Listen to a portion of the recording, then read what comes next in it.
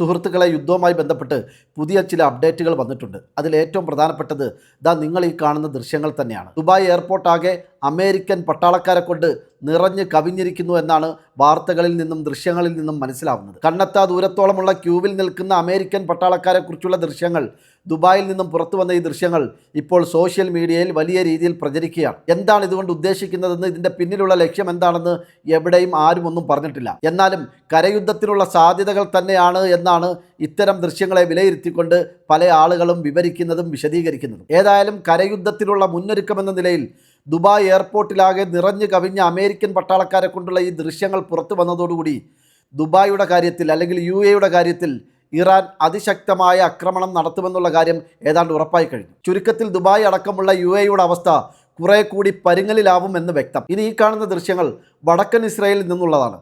Iran നടത്തിയ അതിശക്തമായ ആക്രമണത്തിൻ്റെ ശേഷിപ്പുകളാണ് ഈ ദൃശ്യങ്ങളിലൂടെ നിങ്ങൾ കാണുന്നത്. അവിടുത്തെ ഒരു പ്രധാനപ്പെട്ട റെസ്റ്റോറൻ്റാണിത്. ഇറാൻ്റെയും ഹിസ്ബുള്ളയുടെയും സംയുക്ത ആക്രമണത്തിൽ റെസ്റ്റോറൻ്റ് ഏതാണ്ട് പൂർണ്ണമായും തകർന്ന നിലയിലാണ്. ഇതോടൊപ്പം എടുത്തു പറയേണ്ട മറ്റൊരു കാര്യം, യുദ്ധവുമായി ബന്ധപ്പെട്ട് ഇറാനിൽ ഒരു പുതിയ പ്രവണത ഉയർന്നു വന്നിരിക്കുകയാണ്. അതൊരു പരാതിയായി ആക്ഷേപമായി ഉയർത്തിക്കൊണ്ടുവരുന്നത് ഇസ്രായേലിലെ റെസ്റ്റോറൻറ്റ് ഉടമകളും ജീവനക്കാരുമാണ്. സംഗതി എന്താണെന്ന് വെച്ചാൽ, യുദ്ധം തുടങ്ങിയതിൽ പിന്നെ പല ആളുകളും റെസ്റ്റോറൻറ്റുകളിലും ഹോട്ടലുകളിലും ഭക്ഷണം കഴിക്കാനായി വരും. ഭക്ഷണം കഴിച്ചിട്ട് അവിടെ തന്നെ ആളുകൾ ഇരിക്കും. ഇതിനിടയിൽ യുദ്ധത്തിൻ്റെ ഭാഗമായി, ഇറാനിൽ നിന്നുള്ള ആക്രമണത്തിൻ്റെ ഭാഗമായി സൈറൺ മുഴങ്ങുന്നത് കേൾക്കുമ്പോൾ ഭക്ഷണം കഴിച്ചിട്ട് അവിടെ ഇരുന്നവരെല്ലാം പൈസ തരാതെ എഴുന്നേറ്റ് ബങ്കറിലേക്ക് ഓടുന്ന കാഴ്ച ഇപ്പോൾ പതിവായി മാറിയിരിക്കുകയാണ്. ഇതോടെ തങ്ങൾക്ക് വലിയ സാമ്പത്തികമായി നഷ്ടമുണ്ടാകുന്നു എന്നാണ് റെസ്റ്റോറൻറ്റ് ഉടമകളും ഹോട്ടൽ ഉടമകളും ഒരു പരാതി എന്ന നിലയിൽ ഇസ്രായേൽ എമ്പാടും റിപ്പോർട്ട് ചെയ്യുന്നത്. യുദ്ധത്തിന് മുമ്പ് ഇങ്ങനൊരു പ്രശ്നം ഉണ്ടായിരുന്നില്ല. യുദ്ധം തുടങ്ങിയതിന് ശേഷമാണ് ഒരു വിഭാഗം ആളുകൾ, പ്രത്യേകിച്ച് കുടിയേറ്റക്കാരാണ്, ഇതൊരു സ്ഥിരം കലാപരിപാടിയാക്കി എടുത്തിരിക്കുന്നത്. അത് കാരണം അവരുടെ ഭക്ഷണം കഴിക്കലും നടക്കുന്നു, അവർക്ക് സുരക്ഷിതമായ ഒരു സ്ഥലത്തേക്ക് മാറാനും പറ്റുന്നു. എന്നാൽ തങ്ങൾക്കത് കാരണം വലിയ രീതിയിലുള്ള സാമ്പത്തിക നഷ്ടമുണ്ടാകുന്നു എന്ന് നിലവിളിക്കുകയാണ് ഇസ്രായേലിലെ റെസ്റ്റോറൻറ്റ് ഉടമകളും ഹോട്ടൽ ജീവനക്കാരും. ഇനി മറ്റൊരു വാർത്ത ഈ കാണുന്ന ദൃശ്യങ്ങളാണ്. ഹിസ്ബുള്ളയുടെ അതിഭയാനകമായ ആക്രമണത്തിൽ ഗുരുതരമായി പരിക്കേറ്റ ഇസ്രായേലി സൈനികരെ ഹെലികോപ്റ്ററിൽ രക്ഷപ്പെടുത്തുന്നതിൻ്റെ ദൃശ്യങ്ങളാണ്. മിക്ക ആളുകളും മരണപ്പെട്ടു എന്നാണ് വാർത്തകളിൽ നിന്നും ദൃശ്യങ്ങളിൽ നിന്നും മനസ്സിലാവുന്നത്. കഴിഞ്ഞ 24 മണിക്കൂറിനുള്ളിൽ ലെബനാനിൽ മാത്രം ഏതാണ്ട് 48ഓളം ഇസ്രായേലി സൈനികർക്ക് ഗുരുതരമായ പരിക്കുകളേറ്റു എന്നാണ് ഇസ്രായേലി പത്രമായ ഹാരസ് തന്നെ തുറന്നെഴുതിയിരിക്കുന്നത്. അതോടൊപ്പം തെക്കൻ ലെബനാനിൽ ഇസ്രായേലി സൈന്യം നേരിടുന്നത് ഭയാനകമായ സിറ്റുവേഷനാണെന്നും പ്രതിരോധ സംവിധാനങ്ങളെല്ലാം പാളിയിരിക്കുകയാണെന്നും പത്രം തുറന്നെഴുതുന്നു. അതുകൊണ്ട് തന്നെ IDF ലെബനാനിൽ ആകമാനം വലിയ രീതിയിലുള്ള വെല്ലുവിളിയും ഭീഷണിയും നേരിടുന്നു എന്നാണ് വാർത്തകളിൽ റിപ്പോർട്ട് ചെയ്യുന്നത്. അതോടൊപ്പം കഴിഞ്ഞ 24 മണിക്കൂറിനുള്ളിൽ ലെബനാൻ കേന്ദ്രമാക്കി പ്രവർത്തിക്കുന്ന ഹിസ്ബുള്ള മാത്രം ഇസ്രായേലിലേക്ക് അയച്ചത് 2500ഓളം മിസൈലുകളാണ്. യുദ്ധമുഖത്തേക്ക് പുതുതായി എത്തിയ ഹൂത്തികളും 2 ബാലിസ്റ്റിക് മിസൈൽ അടക്കം നിരവധി മിസൈലുകൾ ഇസ്രായേലിലേക്ക് തൊടുത്തു വിട്ടുകൊണ്ട് രക്തരൂക്ഷിതമായ പോരാട്ടത്തിന്റെ ഭാഗമായി കഴിഞ്ഞിരിക്കുന്നു. ഒരേ സമയം 4ഓളം രാജ്യങ്ങളുമായി യുദ്ധത്തിൽ ഏർപ്പെട്ടിരിക്കുന്ന ഇസ്രായേൽ അവരുടെ സൈനിക വിഭാഗമായ IDF കടുത്ത പ്രതിരോധത്തിലാണെന്നാണ് വാർത്തകളിൽ നിന്നും മനസ്സിലാവുന്നത്. അതിൽ തന്നെ ഏറ്റവും വലിയ പോരാട്ടം നടക്കുന്നത്, വെല്ലുവിളി നേരിടുന്നത് ലെബനാനിൽ നിന്നാണ്. അവിടെ ഹിസ്ബുള്ളയുമായുള്ള ഏറ്റുമുട്ടലിൽ IDF ഏതാണ്ട് ഭാഗികമായി തകർന്നു എന്നാണ് വാർത്തകളിൽ നിന്നും മനസ്സിലാവുന്നത്. ശ്വാസം വിടാൻ പോലും കഴിയാത്ത വിധം ഹിസ്ബുള്ളയുടെ ആക്രമണത്തിൽ വലഞ്ഞിരിക്കുകയാണ് ഇസ്രായേലി സൈനികർ. വിശ്രമമില്ലാത്ത ജോലിയും പകരം ആളെ കിട്ടാനില്ലാത്തതും IDF സൈനികരെ വലിയ രീതിയിൽ പ്രതിരോധത്തിലാക്കുകയാണ്. ഇനി ഈ കാണുന്ന ദൃശ്യങ്ങൾ കഴിഞ്ഞ മണിക്കൂറുകളിൽ ഇറാൻ നടത്തിയ മിസൈൽ ആക്രമണത്തിൻ്റെ ദൃശ്യങ്ങളാണ്. ട്രംപ് തൻ്റെ പ്രസ്താവനയിൽ പറഞ്ഞല്ലോ, ഇറാൻ ഏതാണ്ട് പൂർണ്ണമായും പരാജയപ്പെട്ടിരിക്കുന്നു, ഇറാൻ്റെ സംവിധാനങ്ങളൊക്കെ ഞങ്ങൾ തകർത്തിരിക്കുന്നു, യുദ്ധം ഞങ്ങൾ പൂർണ്ണമായും വിജയിച്ചിരിക്കുന്നു, എന്നാലും 3 ആഴ്ചത്തേക്ക് കൂടി ഞങ്ങൾ ശക്തമായ ആക്രമണം തുടരുമെന്നൊക്കെ ട്രംപ് പറഞ്ഞ് സെക്കൻഡുകൾക്കുള്ളിലാണ് ഇറാൻ ഇസ്രായേലിലെ ടെൽ അവീവ് ലക്ഷ്യമാക്കി അതിഭയാനകമായ ആക്രമണങ്ങൾ നടത്തിയത്. ആ ആക്രമണത്തിൽ ഇറാൻ ഉപയോഗിച്ചത് ഏതാണ്ട് 20ഓളം ബാലിസ്റ്റിക് മിസൈലാണ്. ട്രംപിന്റെ ഭീഷണിക്ക് സ്പോട്ടിൽ തന്നെ ശക്തമായ പ്രഹരശേഷിയുള്ള ബാലിസ്റ്റിക് മിസൈലുകൾ ഉപയോഗിച്ചുകൊണ്ട് തന്നെ ഇറാൻ ഇസ്രായേലിനെ അടിച്ച് നിലംബരശാക്കി എന്നാണ് ദൃശ്യങ്ങളിൽ നിന്നും മനസ്സിലാവുന്നത്. ഇസ്രായേൽ ജോലി ചെയ്യുന്ന ചില മലയാളികൾ ഈ ദൃശ്യങ്ങളൊന്നും കണ്ടില്ല കേട്ടില്ല എന്ന ഭാവത്തിലാണ് പെരുമാറുന്നത്. ഇവിടെ ഒരു കുഴപ്പവുമില്ല, ഒരു പൊട്ടാസ് പോലും പൊട്ടുന്നില്ല, ശാന്തസുന്ദരമായി ഞങ്ങളിവിടെ ജീവിക്കുകയാണ്, ഒരു പ്രശ്നവുമില്ല എന്നാണ് ഇപ്പോഴും അവർ തള്ളിമറിച്ചുകൊണ്ടിരിക്കുന്നത്.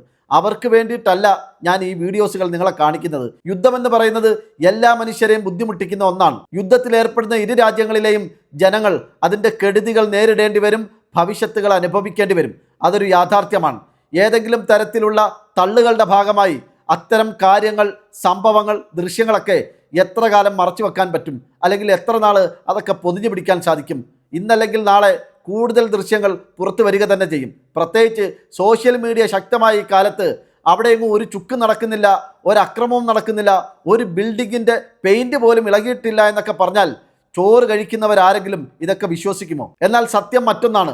അതിൻ്റെ ഭീകരത വരച്ചു കാട്ടുന്ന ചിത്രങ്ങളാണ് ഇസ്രയേലിൽ നിന്നും ഓരോ ദിവസവും ഓരോ മണിക്കൂറിലും പുറത്തു വന്നുകൊണ്ടിരിക്കുന്നത്. അത് ചില മലയാളികൾ ഒഴിച്ച് ബാക്കി എല്ലാവരും അംഗീകരിച്ചിട്ടുണ്ട്, അതെല്ലാവരും ചർച്ച ചെയ്യുന്നുണ്ട്. അത്തരം ദൃശ്യങ്ങൾ വ്യാപകമായി തന്നെ പ്രചരിക്കുന്നുമുണ്ട്. ഇനി മറ്റൊരു അപ്ഡേറ്റിൻ്റെ ഭാഗമായിട്ടുള്ള ദൃശ്യങ്ങളാണ് ഈ കാണുന്നത്.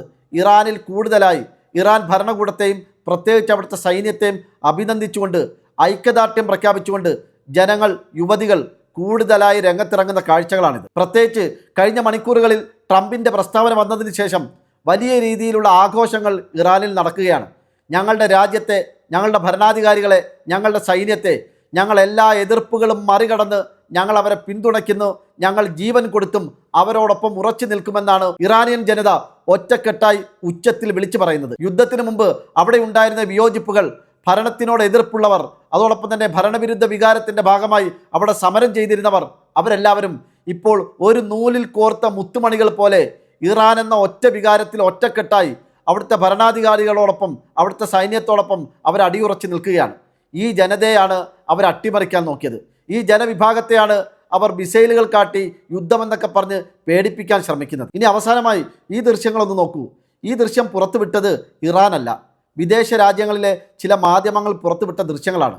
ഈ ദൃശ്യങ്ങൾ പുറത്തുവിട്ടുകൊണ്ട് അവർ പറയുന്നത് ഇറാനിലേക്ക് കരയുദ്ധവുമായി പോകുന്ന അമേരിക്കൻ സൈന്യത്തിനുള്ള മുന്നറിയിപ്പ് എന്ന നിലയിലാണ് ഈ ദൃശ്യങ്ങൾ അവർ പുറത്തുവിട്ടത്. ഇതാണ് ഇറാൻ്റെ ഭൂമി. ഇറാൻ്റെ ഭൂമിയുടെ സ്വഭാവം ഏതാണ്ട് 40% ഇങ്ങനെയാണ്. ഈ ഭൂമിയിലേക്കാണ് നിങ്ങൾ കരയുദ്ധത്തിന് വേണ്ടി പോകുന്നതെങ്കിൽ നിങ്ങൾ വീട്ടിൽ പറഞ്ഞതിന് ശേഷം വേണം ആ ഭൂമിയിലേക്ക് പ്രവേശിക്കാൻ.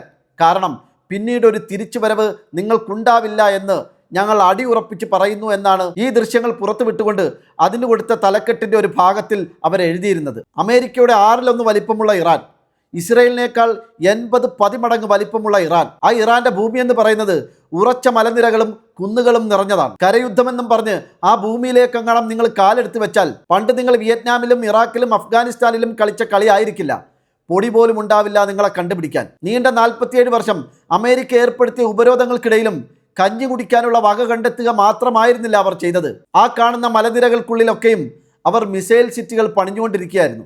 ഇന്നല്ലെങ്കിൽ നാളെ അമേരിക്ക എന്ന തങ്ങളുടെ മുഖ്യ ശത്രു തങ്ങളെ തേടി വരുമെന്ന് അവർക്ക് ഉറപ്പുള്ളത് കൊണ്ട് തന്നെ എല്ലാം സജ്ജീകരിച്ച് എല്ലാ തയ്യാറെടുപ്പുകളും നടത്തിയാണ് അവർ നിങ്ങളെയും കാത്തിരിക്കുന്നത്. അതുകൊണ്ട് ലോകത്തിലെ സൂപ്പർ പവറാണെന്നും പറഞ്ഞ് അത്യാധുനിക യുദ്ധക്കോപ്പുകൾ കൈവശമുണ്ടെന്നും പറഞ്ഞ് ഇറാൻ്റെ ഭൂമിയിലേക്കെങ്ങാണം നിങ്ങൾ കാലെടുത്ത് വെച്ചാൽ പിന്നെ നിങ്ങൾക്ക് മുമ്പിൽ തുറക്കുന്ന വാതിലുകളൊക്കെയും പരലോകത്തേക്കുള്ള വഴികളാണ്. 3 ആഴ്ച കൊണ്ട് യുദ്ധം ചെയ്ത് വിജയിച്ചു പോകാമെന്ന് പറഞ്ഞു വന്ന അമേരിക്കയും ഇസ്രയേലും ഇപ്പോൾ 34ാമത്തെ ദിവസവും ഇറാനോട് യുദ്ധം ചെയ്തുകൊണ്ടിരിക്കുകയാണ്.